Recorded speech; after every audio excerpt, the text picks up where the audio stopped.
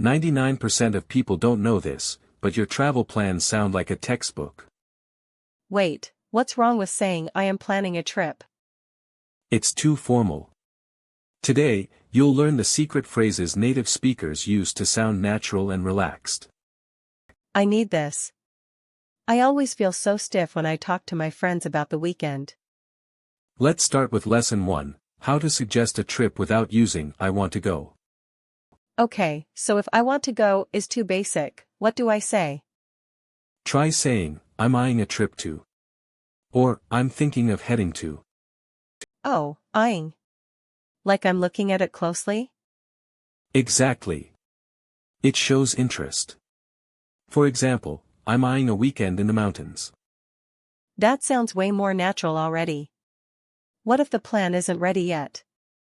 Great question. That leads us to Lesson 2, managing uncertainty. Sometimes I just say I don't know the plan yet. Is that okay? It's fine, but native speakers say, it's still up in the air, or, I'm playing it by ear. Playing it by ear? That's an idiom, right? Yes. It means you'll decide what to do as you go, instead of having a strict schedule. I love that. It sounds so chill. Let's just play it by ear. Perfect. Now, Lesson 3, the most valuable tip for finalizing your plans. What do we say when we actually decide on something? Use the phrase, lock it in. As in, let's lock in the hotel reservation. Oh, like a key. It makes the plan permanent. Right. And if you want to ask if someone is interested, ask, are you down for that? Are you down, instead of do you want to come? I hear that in movies all the time. Now, let's put it all together in a real-life role-play scenario. Hey. Are you doing anything this weekend? Not yet. I was actually eyeing a little road trip to the coast. That sounds amazing. Do you have a place to stay yet? Actually, it's still a bit up in the air. I haven't booked anything. Well, I'd love to join. Are you down for a camping trip instead? I'm definitely down. Should we book a campsite now? Let's play it by ear. We can see how the weather is on Friday first. Good call. Let's touch base on Friday morning then. Wait, touch base?